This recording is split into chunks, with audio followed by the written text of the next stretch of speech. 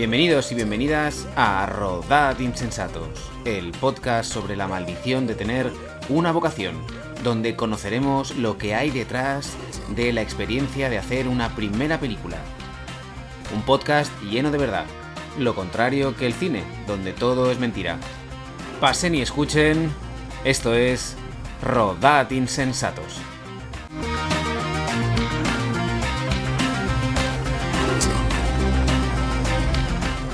Hoy está con nosotros un director que no solo es director, también es montador y que, curiosamente, viene a hablarnos de su primera película que la hizo dentro de un marco muy único. Y es que la hizo gracias al marco del Festival de Venecia.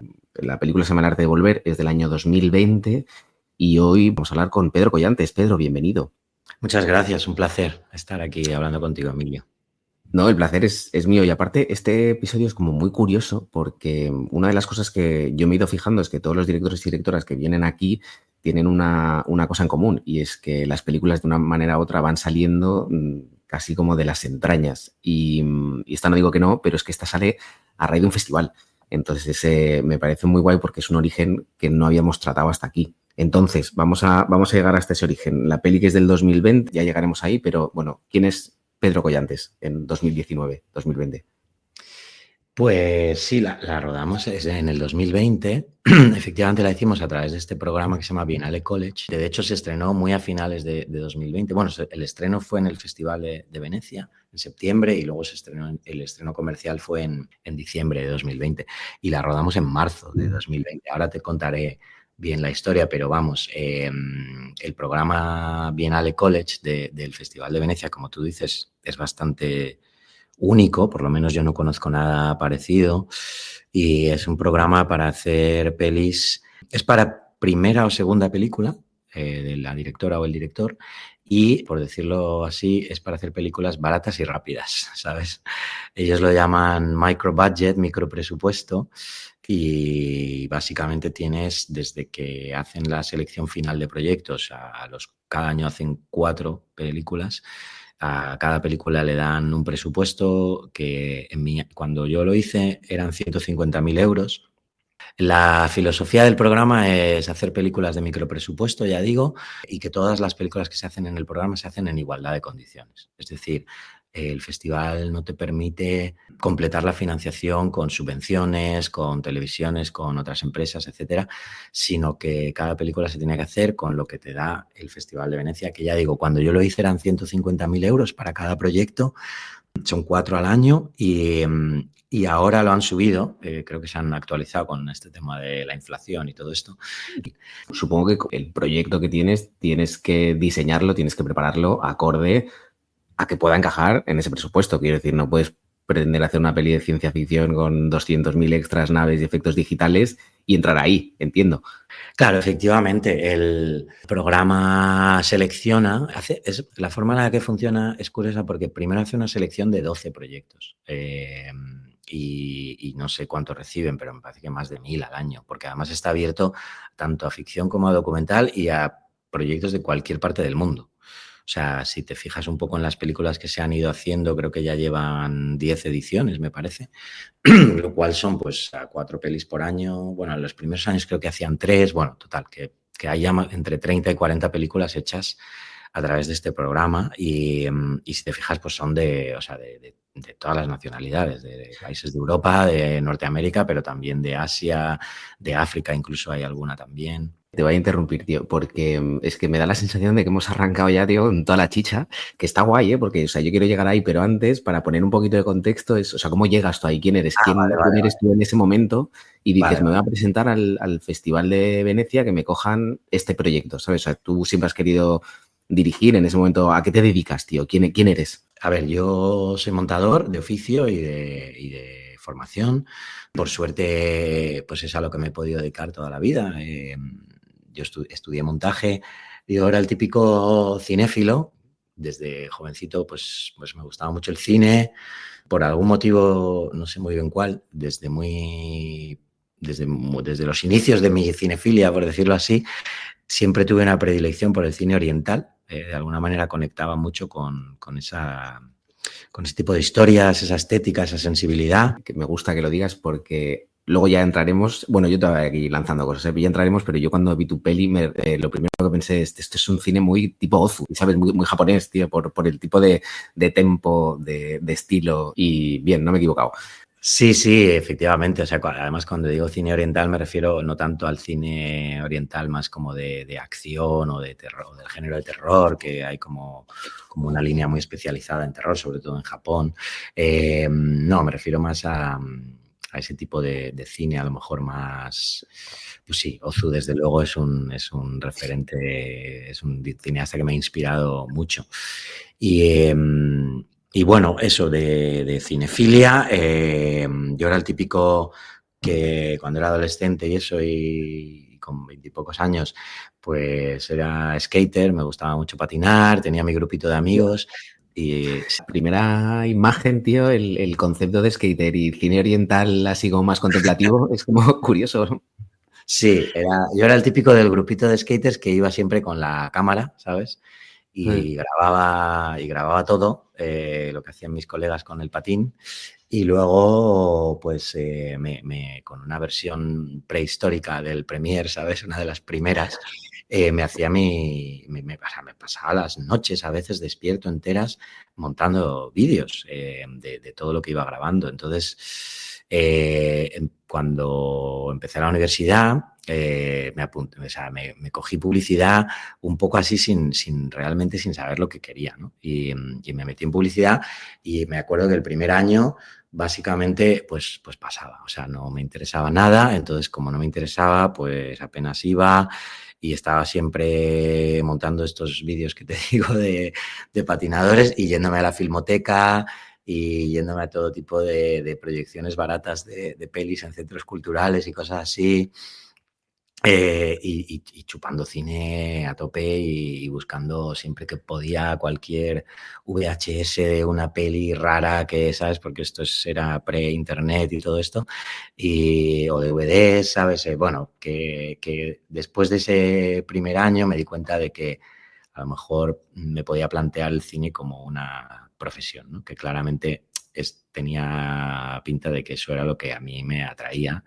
Y entonces cuando me decidí a estudiarlo, sí que es verdad que como era muy jovencito, yo sentía, obviamente, el tema de cuando te planteas dedicarte al cine, pues claro, la dirección es como lo primero que se te viene a la cabeza, ¿no? A la mayoría de la gente. Pero yo en ese momento sentía que era muy joven, que tenía una vida bastante normal. O sea, como que no sentía que tenía algo especialmente interesante que contar, ¿sabes? Y como lo de montar estos vídeos que te digo de patinaje y tal, era algo que yo hacía, que nadie me lo pidiera y me lo pasaba en grande haciéndolos y se me pasaban las horas, ¿sabes? Sin darme cuenta, pues pensé que el montaje era una buena opción. Y luego ya estudiando montaje y ya dedicándome a ello, pues me alegro mucho de haber tomado esa decisión porque aparte de que me gusta mucho todo el aspecto obviamente técnico y tal, sí que es una de las profesiones del cine que está muy cercana a la dirección, ¿no? Es uno de los puestos, está muy cercana a la dirección y también a la escritura, porque al final el montaje es escribir después del rodaje, ¿no? El guión es la escritura antes de rodar y el montaje es la escritura cuando ya has rodado, ¿no? Totalmente de acuerdo. Yo siempre digo que el montaje es donde realmente se hace la peli y donde se hace otra vez otro nuevo guión. Y de hecho hay un término ¿no? Que dicen una cosa es el guión que tú tienes y luego es el guión de montaje. Sí, total. Eso que se dice que no sé muy bien a quién se le atribuye esa cita, pero que las películas se hacen tres veces, ¿no? Una película es la que escribes en un guión, que nunca se va a convertir exactamente en la película que luego hagas, nunca va a ser la misma que escribiste. Luego está la película que ruedas, que es cómo pones en escena ese guión. Y luego está la película que es la que realmente queda, que es la que sale del montaje, que es donde realmente entre lo que se escribió, cómo se ha puesto en escena, encuentras el camino de lo que ha funcionado, lo que a lo mejor no ha funcionado tanto o algo que no te esperabas, que es lo bonito de los hallazgos del montaje, ¿no? Entonces sí, por suerte estudié eso y siempre me he dedicado a eso. He tenido esa suerte de poder ganarme siempre la vida con eso, lo cual, pues ya te digo, para mí es mi escuela el montaje. Yo he aprendido muchísimo de todas las directoras y directores con los que he trabajado, los proyectos en los que he trabajado. Y entonces tú eres montador profesional, pero entiendo que tienes ahí un gusanillo que no te abandona Correcto, sí, cuando estaba estudiando, aunque estaba en montaje, pues lo típico con algunos amigos de la escuela, de lo típico el fin de semana, te planteas hacer algo por, pues yo qué sé, cualquier... Entonces yo sí que ahí a lo mejor recuerdo que escribí 2 o 3 guiones de cortos así sencillitos y entre los amigos los hacíamos, pero o sea, totalmente amateur, de estudiante, de fin de semana. Producción propia. Sí, sí, bueno, producción de estas de hacer un bote y con lo que pilles, ¿sabes? Pero bueno, como que ahí tuve un poquito de experiencia de escribir yo algo y ponerlo en escena y trabajar con los actores y luego montarlo y tal. Pero que no eran, o sea, no eran ni no sé, vamos, que no forman parte de mi filmografía, por decirlo así, eran ejercicios. Luego ya cuando empecé a trabajar profesionalmente de montador, pues no volví a acercarme a eso, ¿no? Pero sí que es verdad que siempre estaba ahí un poco latente, ¿no? Yo sentía que iba aprendiendo mucho y decía, bueno, pues todo esto que voy aprendiendo algún día a lo mejor me da por ponerlo yo en práctica. Y es verdad que entré como en unos años de mucho trabajo.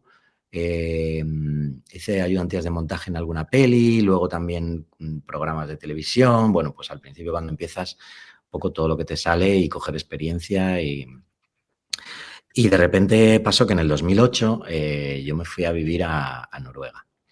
En ese momento tenía una pareja de allí, hacía tiempo que me apetecía como un cambio de aires, probar a vivir fuera, etcétera, y nada, me lié la manta a la cabeza y dije, venga, voy a Noruega. Me acuerdo que le dije a mi ex que Noruega es muy caro y que yo con lo que tenía ahorrado iba a aguantar 4 meses en Noruega, ¿sabes?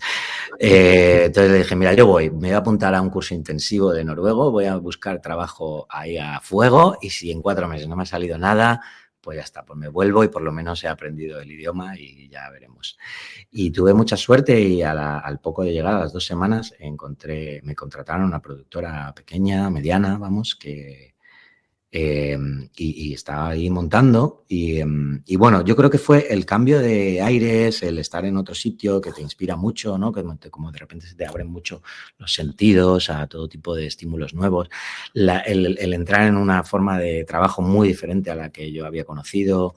En esta productora yo estaba montando, pero también a veces pues de repente si surgía me tenía que ir yo a grabar algo y nos daban había bastante buen rollo, el dueño de la productora, el jefe era muy, bueno, nos decía siempre a los que trabajamos ahí que si teníamos proyectos personales, que quisiéramos usar los equipos de la productora, las cámaras, los ordenadores en los fines de semana, en el tiempo libre, que adelante, ¿sabes? Como que nos animaba a esas cosas.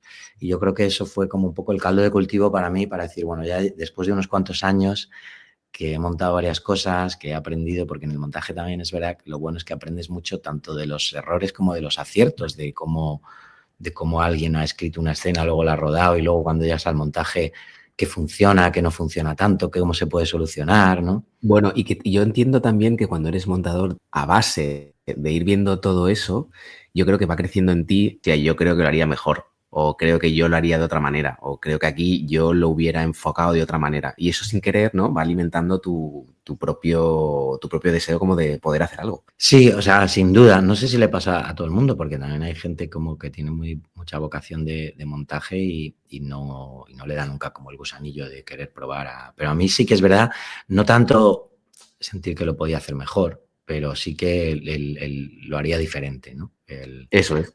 Sí, o vas generando un poco también como tu propia voz o la vas buscando un poco también, ¿no? Y bueno, estando allí, ya te digo, pasó que me ofrecieron el tipo este que te digo, bueno, por ponerle su nombre, que se llama Trond, que era muy majo, que nos decía esto de aprovechar, hacer proyectos personales si queréis y tal.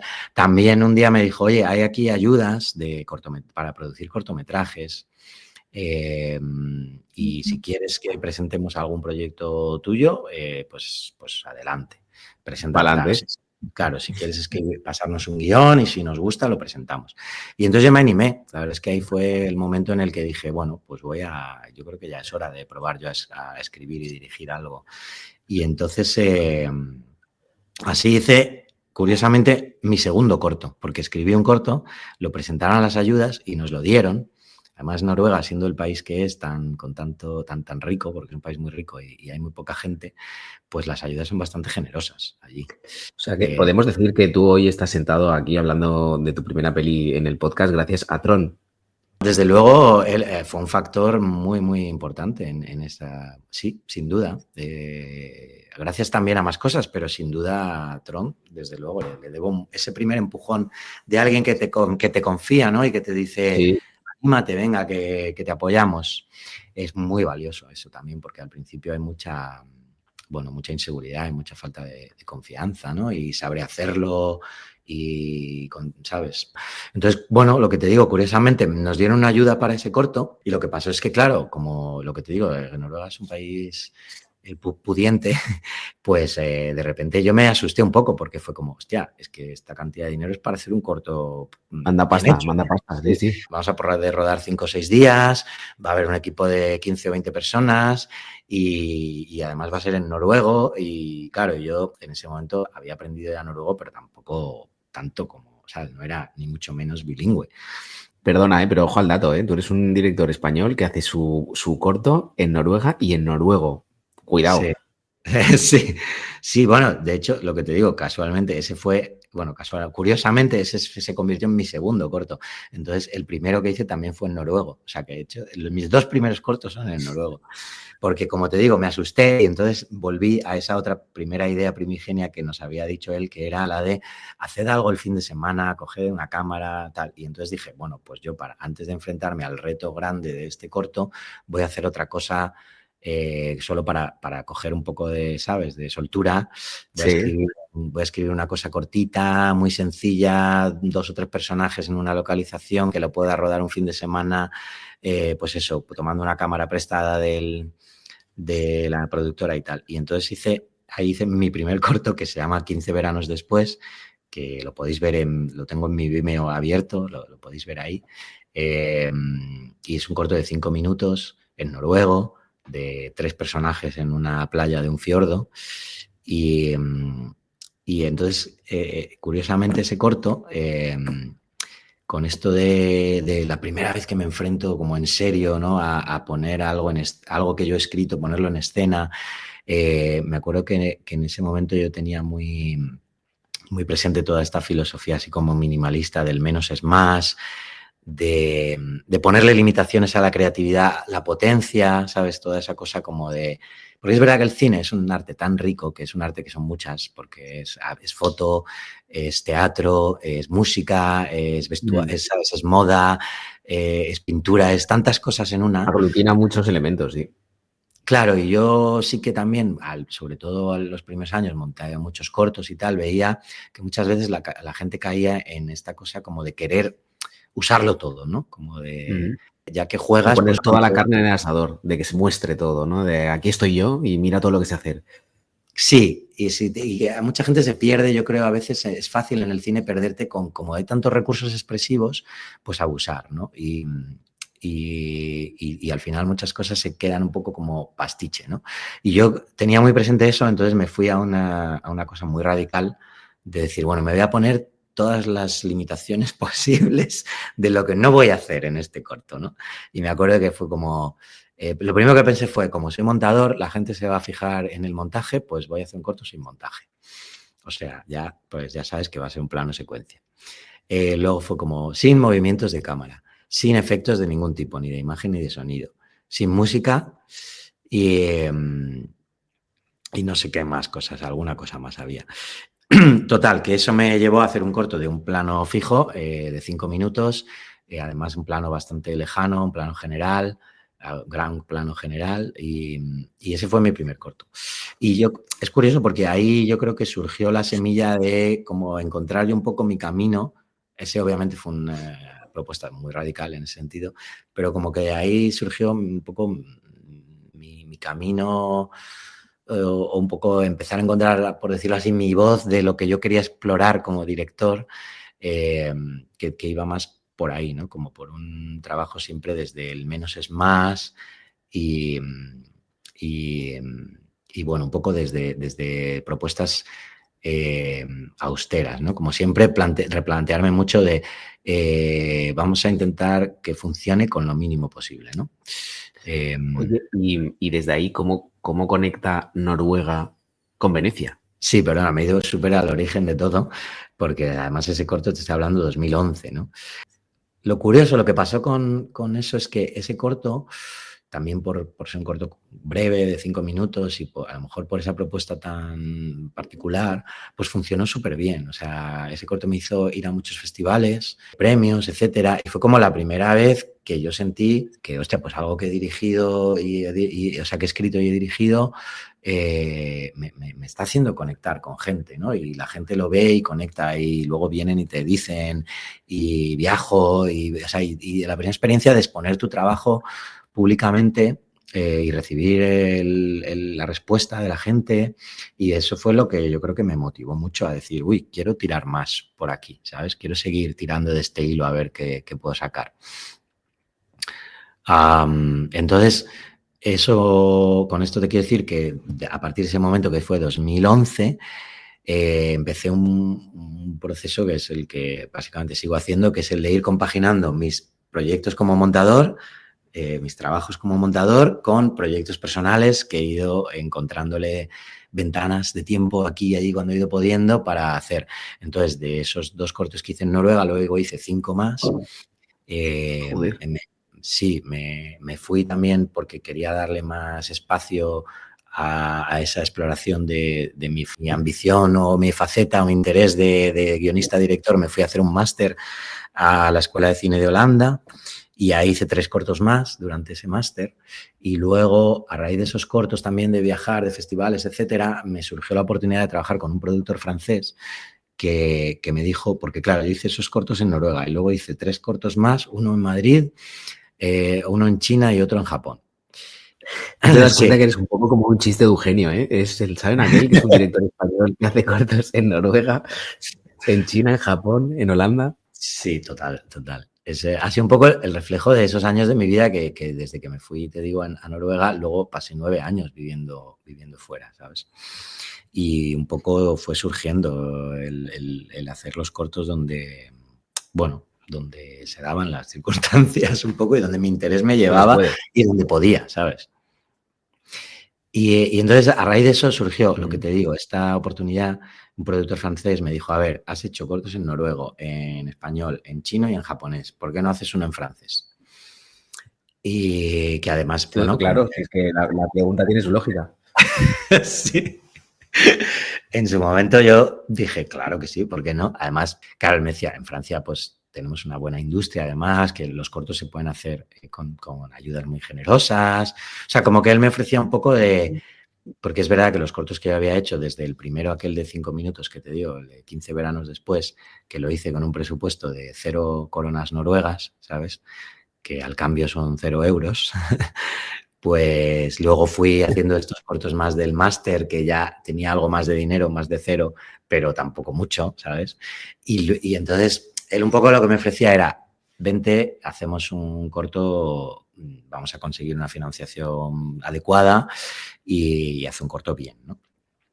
Y así surgió que hice 2 cortos más. Uno, francés 100%, producido por este productor, la productora se llama Easy Tiger, y lo coprodujo el canal Arte, y se titula Off Ice, se puede ver en Filmin. En Filmin hay 3 de mis cortos, por si alguien aparte de la peli, están los 3 cortos por si a alguien le da curiosidad.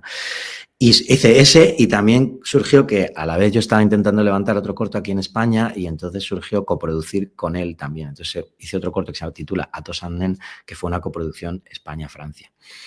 Estoy contándote aquí toda la cosa. Sí, la verdad que yo no esperaba una biografía tan extensa. Era como un poco intentar saber quién eras ahí para llegar a lo de la peli, pero bueno. Sí, pero bueno, creo que ahora va a tener sentido que te haya contado todo esto. Espero que nadie se haya aburrido escuchando toda esta historia, pero porque a lo que voy es que, mira, yo hice esos 2 cortos, ¿vale? Mis 2 cortos, por decirlo así, más profesionales, que tenían ayudas, subvenciones, apoyos de televisiones, etcétera. Y entonces un corto fueron 5 días de rodaje y el otro fueron 6 días. Y juntando los 2 presupuestos de los 2 cortos eran 150.000 euros, ¿vale? Y estos 2 cortos también pues viajaron, fueron a festivales y tal. Y de ahí surgió que en festivales y tal entré en contacto con alguien que trabaja, que es una de las personas que es como mentores de este programa de Venecia, del Biennale College. Y le gustaron mis cortos y me dijo, oye, mírate este programa que hacemos porque igual te interesa para hacer un primer largo, por la forma en la que trabajas, la forma en la que piensas un poco por lo que veo en los cortos que has hecho, creo que te podría encajar. Y efectivamente, pues miré el programa y había algo que yo veía como de reto de pasar a contar una historia más larga, ¿sabes? Que es un gran paso, ¿no? Cuando vienes de hacer cortos, mis cortos el más largo son 25 minutos, ¿no? Entonces, de repente pensar ya en historias que den para hora y media. Había algo de reto en eso, pero a la vez había esta cosa como de hacerlo desde lo micro, plantearme un diseño de producción que era exactamente el que venía de hacer de mis últimos cortos, ¿sabes? Porque lo que te digo, que 5 y 6 días de rodaje y en total 150.000 euros es lo que hice en la peli. Luego la peli la rodamos en 11 días y con 150.000 euros. O sea que era un poco hacer lo mismo que había hecho en los cortos, pero teniendo que hacer más tiempo de metraje, ¿sabes? ¿Tú cómo llegas ahí? Quiero decir, porque entiendo que en estos concursos hay como una especie de requisitos. El poder presentarte es gratuito, porque hay convocatorias que muchas veces tira para atrás, tío, porque de repente el de Torino, que es un laboratorio súper bueno, pues que te vale 2.000 euros. ¿Sabes? Que entonces hay mucha gente que a lo mejor dices, qué guay que Pedro ha conseguido hacer su peli gracias al festival, pero claro, no tienen acceso porque cuesta una pasta. Sí, en concreto esta convocatoria es gratuita. Sí. No te cobra, o sea, por presentar el proyecto no tienes que pagar ningún fee ni nada de esto. Y luego la participación también es gratuita. O sea, si te seleccionan, si no recuerdo mal, creo que sí que no te cubrían el viaje, es decir, el vuelo a Venecia te lo tienes que cubrir tú. Aunque también depende ya cada país. Hay países en los que sabes que puedes luego pedir alguna ayuda para cubrir ese viaje, por participar en un programa de estos o tal. Pero sí, pero luego una vez que estás allí, el alojamiento, las comidas, te lo cubren y lo que es todo lo que te da el programa de mentorías y todo esto no te cuesta dinero. Muy bien. Y aparte que luego las películas, o sea, te dan el dinero, haces la película y lo único que te piden es que la estrenes en Venecia, si la película es lo suficientemente decente como para estrenarla en Venecia, que la estrenes ahí, es lo único que te piden, como que no la estrenes en ningún otro sitio. Y luego, una vez que la has estrenado, la película es de quien la ha producido y la puedes explotar y no te piden cuentas o sea, en ese sentido, ni no se consideran coproductores ni nada por el estilo, ¿sabes? O sea, que es no sé cómo llamarlo, que la película es tuya. Sí, exacto. Es un regalo el dinero, por decirlo así. Al final es una ayuda que apuesta por el cine. Correcto. Sí, es un programa de formación, en cierto sentido, de impulso. Por eso es solo para primeras o segundas películas, porque lo consideran un programa de ayuda y de impulso a gente que quiere dar el paso de hacer una primera o segunda peli. Entonces, sí, yo cuando pues lo tenía muy presente ese programa. Lo tenía lo típico marcado en mi calendario, el recordatorio el plazo es tal día, pero creo que me pasaron como 2 años de convocatorias que no llegué, lo típico pues que quieres presentar algo, pero estás muy liado, estás trabajando, no te da el tiempo y ya se te pasa el plazo y dices, bueno, ya el año que viene. Y entonces, en el 2019, por fin llegamos a quien espero que antes del 2019, por fin fue el año en el que me lancé y dije, venga, voy a escribir algo y voy a presentar algo aquí, a ver si hay suerte y me cogen. Pero entonces, tú cuando tú te presentas, la peli no es ni un germen, o sea, ¿tenías ya la idea o la desarrollas ahí? Sí, lo recuerdo bien. Yo escribí un tratamiento, que era lo que te piden al principio, ¿no? En la convocatoria. Es un tratamiento, no sé, 10 páginas o algo así. En base a eso, hacen una primera selección de 12 proyectos. Ya te digo, de todas partes del mundo, tanto ficción como documental. Seleccionan los 12 proyectos a los que les ven pues más potencial, porque les gusta obviamente la propuesta a nivel creativo y sobre todo también es muy importante en el criterio de selección propuestas que ellos vean que pueden realmente encajar en el marco que te plantea el programa, en estos límites de presupuesto y de tiempo. Y también pues basado un poco en el perfil de quién hay detrás de ese proyecto, tanto de la dirección como de la producción, ¿no? Porque Los proyectos se tienen que presentar como un combo de directora o director con productor o productora. Y entonces hacen esa selección de 12 proyectos y entonces creo que es en el mes de octubre que te vas a la isla de San Servolo en Venecia, que es una isla muy pequeña, vamos, prácticamente que le das la vuelta a la isla en 5 minutos. Fue un manicomio. Entonces, pues es el lugar ideal, claro, para meter a gente que quiere hacer películas. Gente que quiere hacer películas de micropresupuesto, pues total. El lugar. Entonces, a todos los loquitos que estamos ahí, que queremos hacer nuestra película de micropresupuesto. Sí. Todos locos. 12 proyectos, ya te digo, mira, piensa que por cada proyecto hay 2 o 3 participantes, porque va la persona que dirige, la persona que produce y a veces hay un co-guionista o si la persona que dirige no sé... Perdóname, es verdad, es que lo acabas de decir y antes me he olvidado de preguntártelo. En tu caso, esa segunda persona, esa persona de producción o lo que sea, ¿quién es tu productor o tu productora y cómo lo consigues para meterte ahí? Pues en este caso yo fui con Daniel Remón, que en ese momento tenía una productora que se llama Tourmalet y que yo los conocía de hacía mucho tiempo. De hecho, en alguno de mis cortos habíamos colaborado con esta productora, ¿sabes? Me habían... O sea, que ya teníamos algo de experiencia trabajando juntos en mis cortos y aparte nos conocíamos. Y bueno, claro, por lo que te digo, que también el perfil de la gente que hay detrás del proyecto lo miran mucho porque está pensado, pues igual que está pensado para directoras o directores que van a hacer su primera o segunda peli, también están buscando productoras un poco de ese perfil, de que a lo mejor ya tienen algo de filmografía, de cosas que han hecho, pero, o sea, que de repente si hay una productora que haya hecho 5 pelis de 2 millones de presupuesto, pues no la van a coger para hacer esto, ¿sabes? Es un programa para, digamos... Pues eso, locos que se atreven a hacer pelis de 150.000 euros. Exacto, eso es.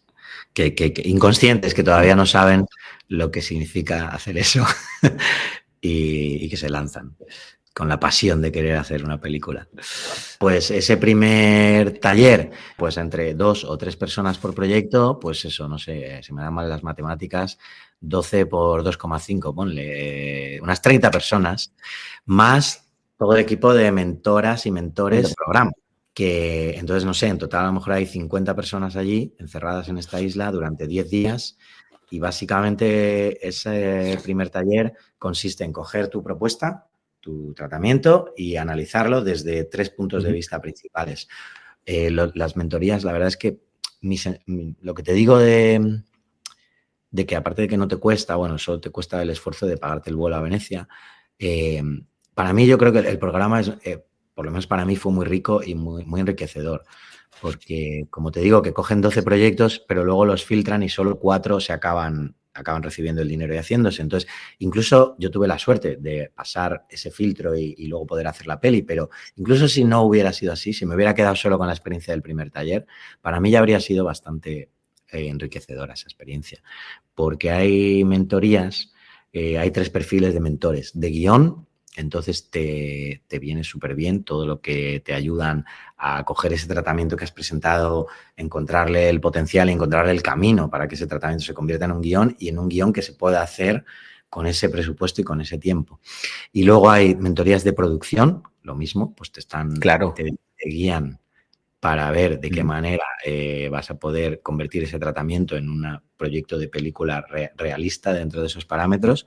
Gente que trabaja, o sea, que tiene experiencia de estar en comités de selección, tanto de subvenciones como de televisiones, como, ¿sabes? O sea, gente que te da un poco esa perspectiva de qué tiene que tener tu proyecto para realmente convencer, ¿no?, a la gente de que lo seleccione, ¿no? Y en ese primer taller de 10 días, ya te digo, súper intenso, todos encerrados ahí en la isla esa, volviéndonos locos, sufriendo, recibiendo un montón de input y de feedback de la gente, de todo esto que te digo, te vuelve la cabeza loca y encima te ponen la presión de que antes de irte de allí tienes que tener una escalera del guión que vas a escribir. ¿Esto en qué momento estamos ahora? ¿Qué fecha es? O sea, me ha quedado claro esta primera etapa donde están todos los locos ahí reunidos en una isla, que yo creo que eso ya es una peli. Sí, te digo, eso ya es una peli. ¿En qué momento específico del tiempo estáis? Eso es octubre. Eso fue octubre de 2019. Durante esos 10 días te obligan a salir de allí con una escaleta del guión que vas a escribir. No solo con una escaleta, sino además te obligan, o sea, no te obligan, bueno, quiero decir, el programa consiste en eso, tienes que salir de allí con una escaleta y el último día antes de irte, los 12 proyectos se pitchean, se hace un pitch como de contar la película que vas a escribir. Yeah. Sí. Está bien porque en cierto modo pues te fuerzan de una manera muy intensa y muy rápida a aquello que era un tratamiento, sale ahí con una idea clara de qué peli vas a proponerles, ¿no? Y entonces te vas y te dan si no recuerdo, un mes o un mes y medio, 5 o 6 semanas creo que eran, para escribir el guión y enviarlo. Y ya sobre esos guiones es donde hacen el filtro y la selección final de los 4 proyectos que reciben la ayuda y que se producen. Y eso es en diciembre. ¿Esa selección en qué momento se produce? Del tiempo. O sea, lo digo porque entiendo que hay una cuenta atrás, como tú tienes que estrenar la peli en Venecia, que eso no perdona. Entonces, cuanto más tarde, menos tiempo tienes para hacerla. Total, ahí está la locura de esto, es eso, que efectivamente en octubre terminas el primer taller, tienes un mes y medio, pues en diciembre. Yo recuerdo que fue diciembre cuando anuncian la selección, cuando tuvimos ese momento de subidón de ¡wow! Nos han cogido. Y el subidón te dura, por lo menos en mi caso me duró 10 segundos, porque fue como qué ilusión y de repente qué miedo, que hay que ponerse a trabajar ya porque no llegamos, ¿sabes? En 9 meses se estrena una peli en Venecia. Total, claro, es que piensa que es diciembre y de repente dices, en septiembre tengo que, no es que haya rodado o algo, no, es que tienes ni siquiera que hayas terminado el montaje, no, tiene que estar toda la pospo, o sea, se estrena la peli en septiembre. Entonces, es muy loco, o sea, yo lo recuerdo como la sensación de que te ponen en un patinete y te tiran así cuesta abajo, sin frenos, y entonces es como que todos los obstáculos que surjan los tienes que sortear, pero no se puede parar, ¿sabes? O sortear o te los vas comiendo y sigues, ¿sabes? Es como, da igual lo que venga. Exacto, también. Muchas hostias te das, pero te tienes que levantar y seguir. No, sí, es muy vertiginoso porque también es verdad que, y yo creo que eso influye también mucho en la selección final, porque no solo envías el guión, envías ya también pues tu propuesta de presupuesto, tu plan de financiación no, porque el plan de financiación es tan fácil como si me dais el dinero hago la peli con eso, ¿no? Pero Exacto. Pero sí que a lo mejor, pues, si ya tienes buscado el proveedor que te va a dar el equipo de cámara y por cuánto va a ser, o sea, como todo eso, y el casting, por ejemplo, si tienes todo eso avanzado, también es y lo muestras cuando envías el proyecto final con el guión, tienes que enviar todo eso. Entonces, también yo creo que eso influye mucho en la selección, que ellos vean, vale, no solo el guión lo vemos bien, vemos que efectivamente lo tienen muy bien planteado a nivel de presupuesto y de calendario, sino que además tienen ya como mucho terreno avanzado de que saben quién va a ser, quién va a hacer la fotografía, o sea, como que ya tienen eso, ¿no? Y eso en nuestro caso, pues sí que, no todo, obviamente, pero sí que teníamos bastante avanzado ya de que estábamos ya trabajando de por si nos lo dan, pues ir arrancando cosas, ¿no? O sea, es un poco que ellos tienen la sensación o la seguridad más que la sensación de que no le van a dar 150.000 euros a un mono con una escopeta. Absolutamente. Eso sí, el equipo del programa obviamente es su responsabilidad, sobre todo los que seleccionan, es grande en ese sentido, de que por eso tienen que tener mucha confianza en los proyectos por los que apuestan, de que no solo de que va a quedar una película decente, sino de que va a llegar a tiempo, ¿sabes?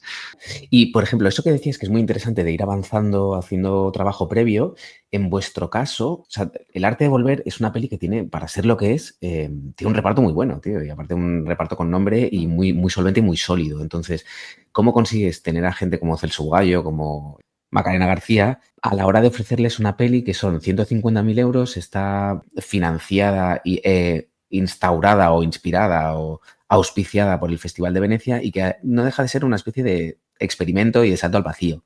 ¿Cómo haces que se sumen a eso? Pues sí, totalmente, claro. Es una peli, pues eso, en la que obviamente no los puedes convencer con la oferta económica, desde luego.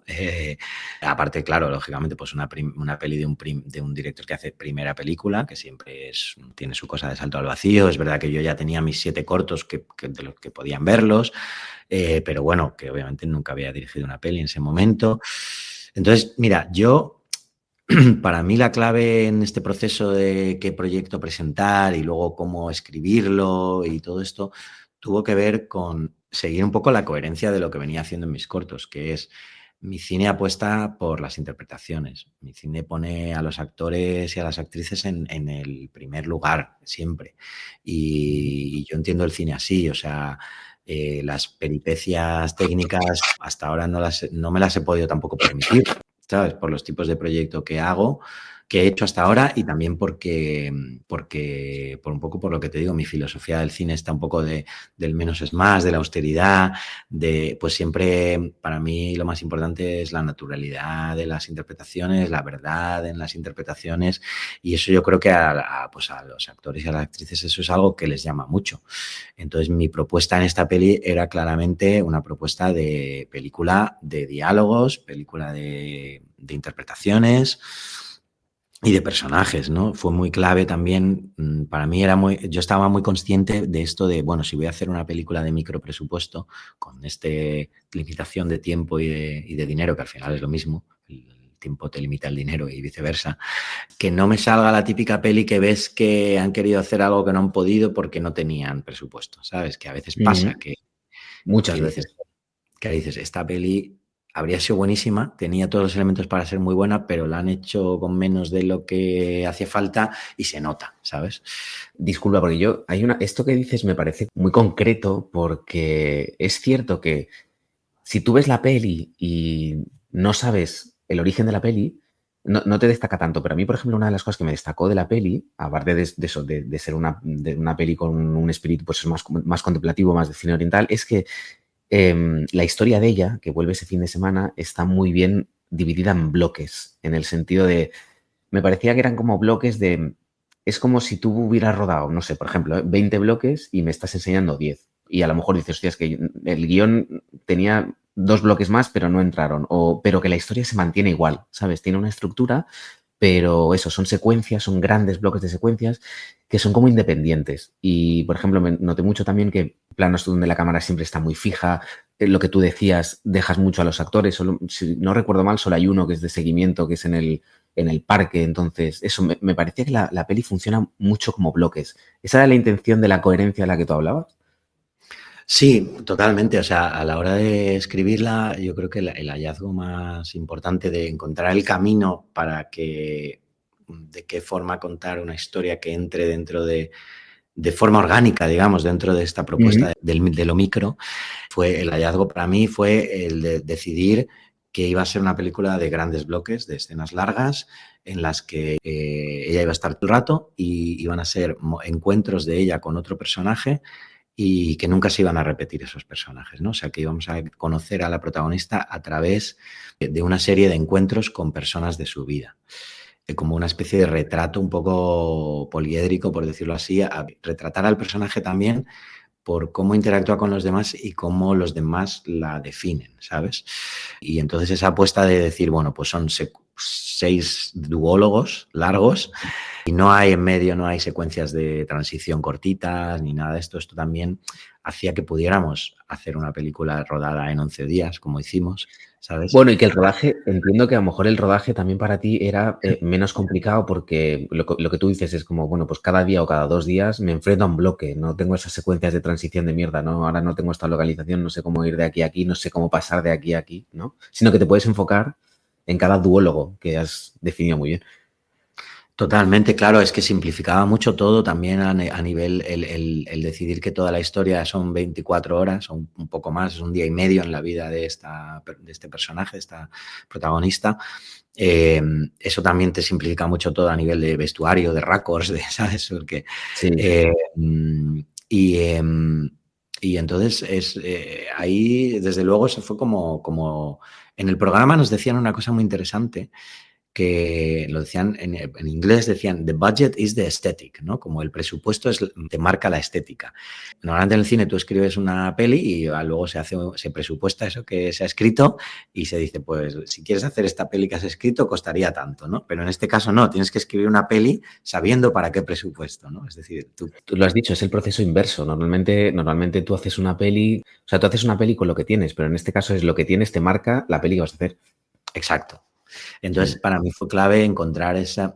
Y cuando dicen estética, yo por lo menos lo entendía no tanto en cuanto a la estética puramente de qué tipo de fotografía o de vestuario, de colores y tal, sino también como el planteamiento filosófico estético de la película, todo el concepto. Y es donde yo encontré esa cosa que a mí me funcionaba, que dije, bueno, de esta forma creo que puedo contar una historia que cabe en un rodaje pequeño, en un presupuesto pequeño, pero que no me hace sentir que necesitaría más. ¿Sabes lo que te digo? Yo creo que efectivamente, pues la oportunidad de hacer a lo mejor estas escenas más largas, el guión les parecía sugerente, lo que se podía explorar y luego también que les estás pidiendo un compromiso de tiempo muy corto, porque claro, la que más tiempo necesitaba comprometerse era obviamente Macarena García, que era la protagonista, que tenía que estar todo el rodaje, los 11 días y algunos días más de ensayo previamente, pero a los demás les estás pidiendo que vengan un día o dos a rodar, como mucho, ¿sabes? Sí, es verdad. Aparte, este juego es muy interesante porque sale en la primera secuencia, la del casting, que le está diciendo, ¿no? El personaje es como trabajo para 4 o 5 meses. Y entonces yo pensé, mira, esto está muy bien porque es mucho lo que vivimos nosotros, o sea, nosotros la gente del sector, que muchas veces miramos por el trabajo por el tiempo que nos va a llevar, lo que implica, pues, cuántos meses vamos a cobrar o no. Eso me parece muy, muy interesante. Y discúlpame que conecte esto. Tú, por ejemplo, cuando estabas rodando, ¿tenías que enviarles los dailies o material o bruto a Venecia? ¿O es como lo que has dicho antes de no, yo te doy el dinero y tú me entregas una peli? No, no te hacen ese seguimiento durante el rodaje. Lo que sí que pasa es que una vez que te seleccionan, que hacen la selección de 4 proyectos, vuelves otra vez a la isla de los locos. Ya eres como, ya te dan el diploma de loco oficial. ¿De loco oficial? Te vas a lanzar a la locura de hacer esto.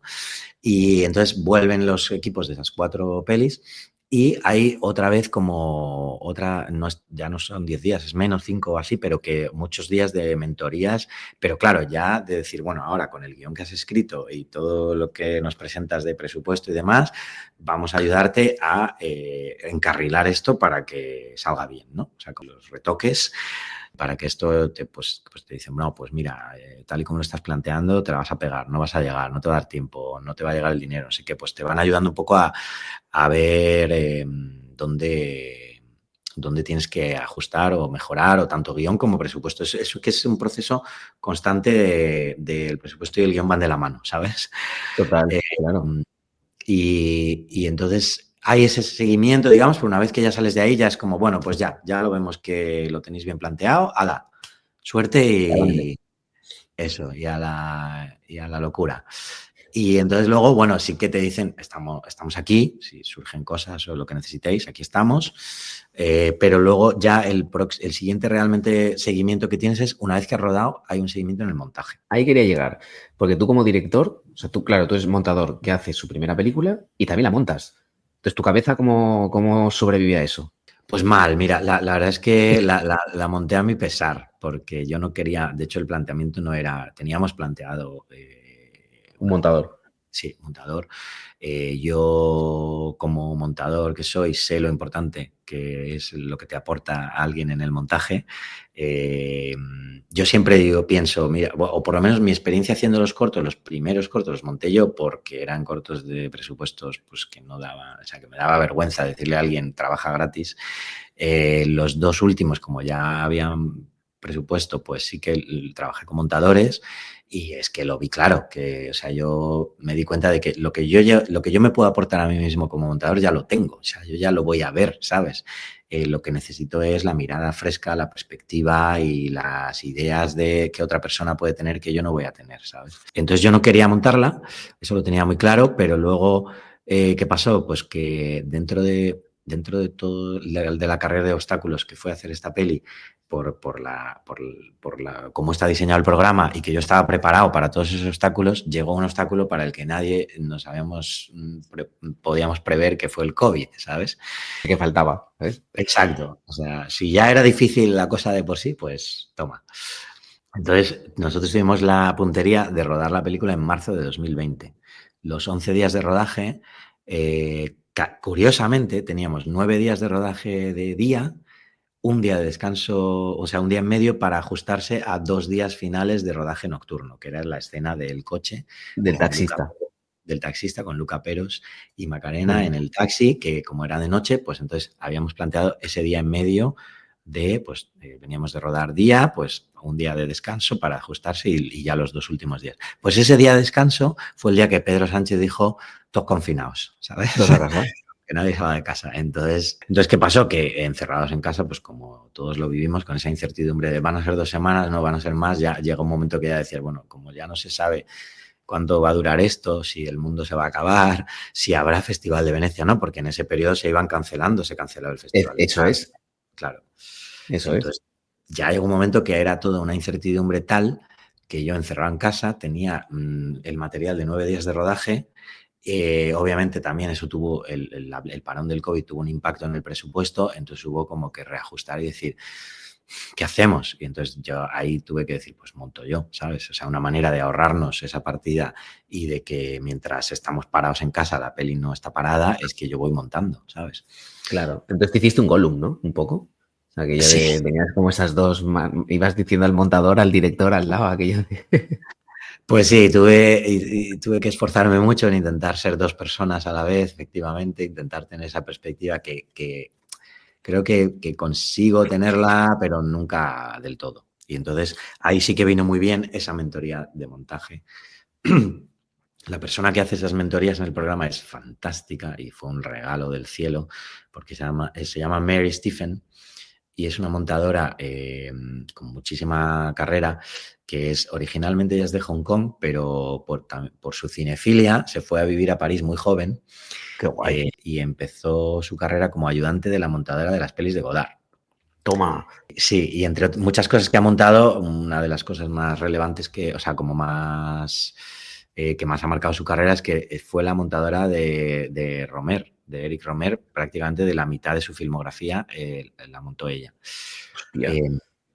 Sí, entonces, y como estábamos todos encerrados en casa y ella también yo creo que empatizó especialmente con esa circunstancia, pues estaba súper disponible. O sea, hacíamos videollamadas, me decía, cada vez que hagas un nuevo corte de una secuencia, pásamela. Y yo, entonces, con esto te quiero decir que no estuve solo, o sea, que no fue esa experiencia de no tengo perspectiva de nadie. Bueno, ¿sabes? y que no solo que no estuviste solo, y que por desgracia a veces el COVID trajo cosas que de otra manera la gente no hubiera podido vivir, porque seguramente tú estar en tu casa montando tu primera peli, pero teniendo tan cerca a la que fue montadora de Romer, tío, eso de otra manera no lo hubieras podido tener, ¿sabes? O sea, no quiero decir que estuviera bien, pero es eso que te llevaste, ¿sabes?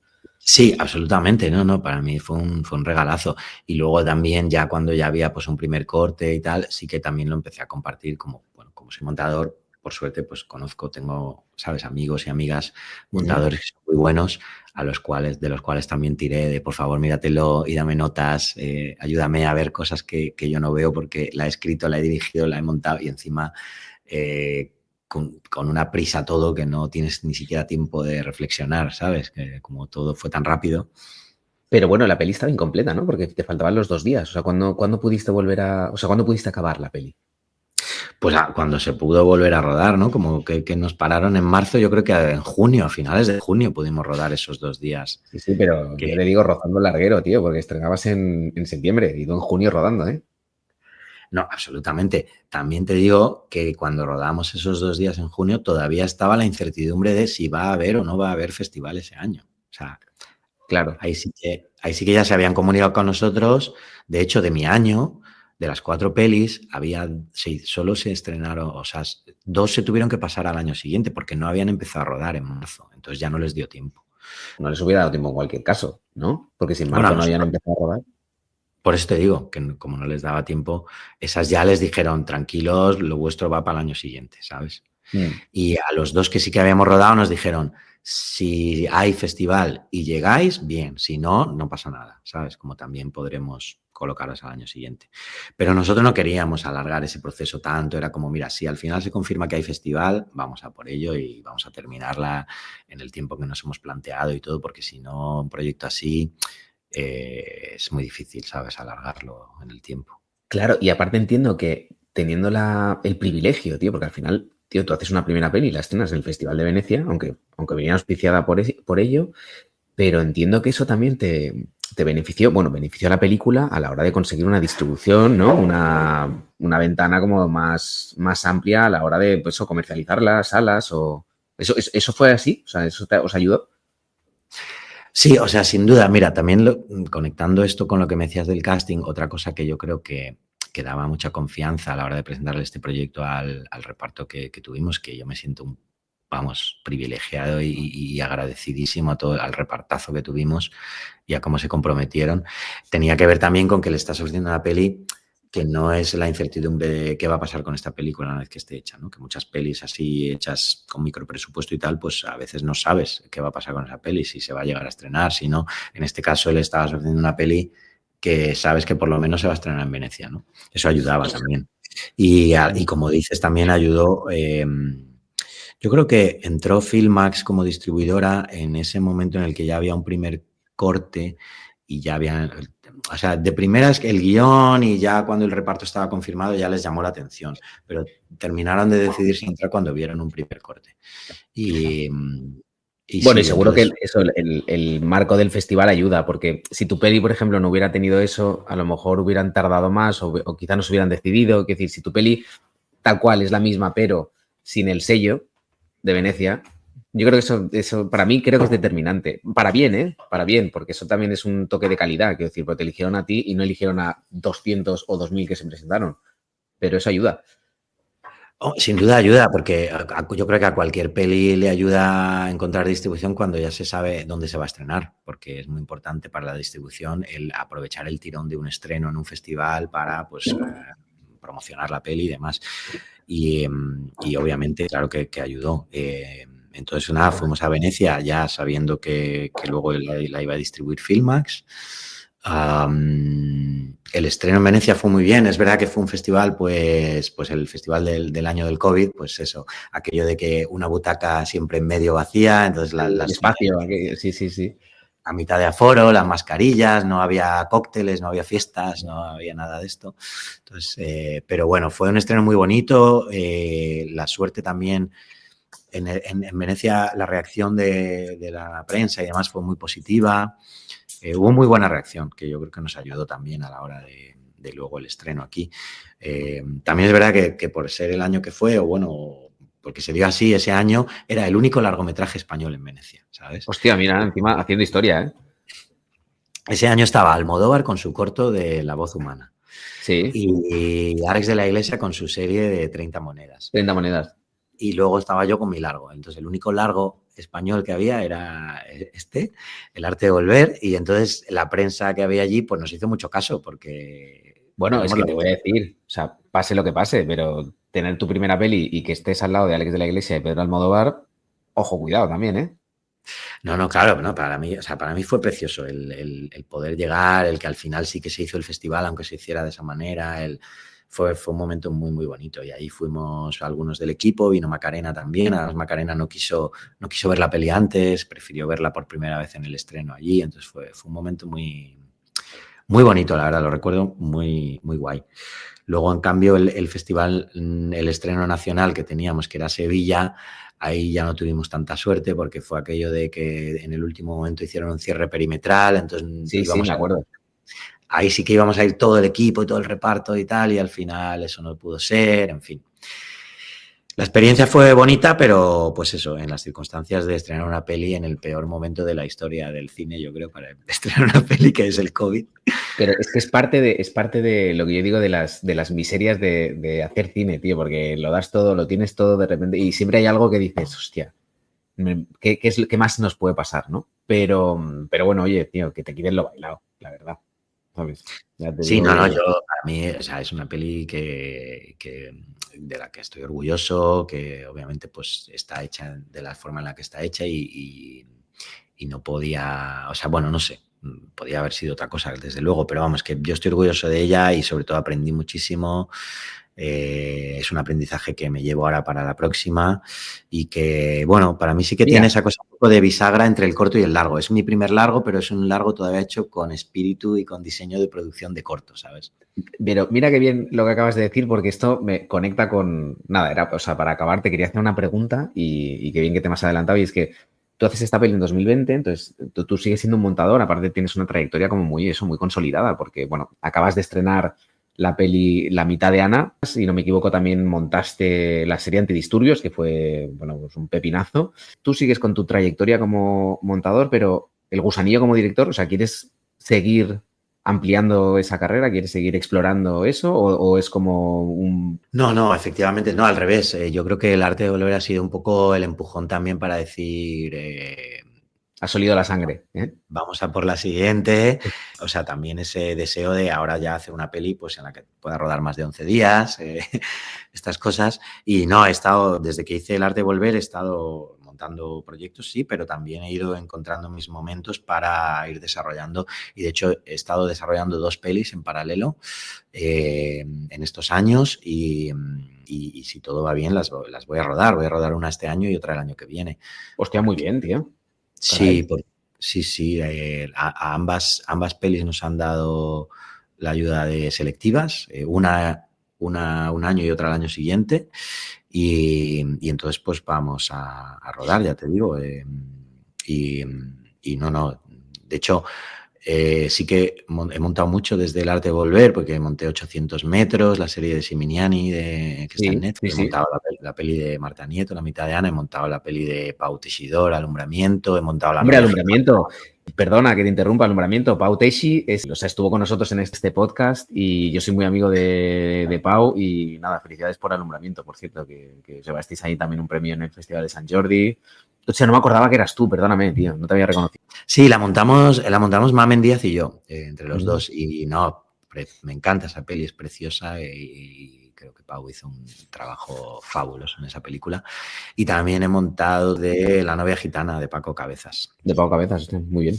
O sea, que he montado mucho, pero en paralelo he ido desarrollando estos guiones y, o sea, que no he parado, digamos, con mi intención de ser director. Y ahora sí que este año, 2024, por esto de que los guiones, bueno, el desarrollo ha ido funcionando bien, hemos recibido ayudas de desarrollo y de producción y por tanto este año 2024 no he montado nada, me he centrado solo en avanzar con versiones de guión y empezar a preparar estas pelis. Qué bien, tío, pues desde aquí te deseamos lo mejor, enhorabuena, que continúes haciéndolo. Y yo siempre digo que para acabar, la intención de esto, la gracia de esto es que la gente descubra o redescubra nuestras películas. Entonces, El arte de volver, disponible en Filmin, para que todo el mundo se acerque, la vea, pueda opinar, pueda decir lo que quiera, pero sobre todo la vea. Entonces, nada, Pedro, enhorabuena por tu primera peli, enhorabuena por las que vas a hacer ahora. Muchas gracias por compartir tu experiencia con nosotros y nada, nosotros nos escucharemos en el siguiente Rodad Insensatos. Un abrazo. Un abrazo y mil gracias, Emilia, es un placer. Me pasa súper bien.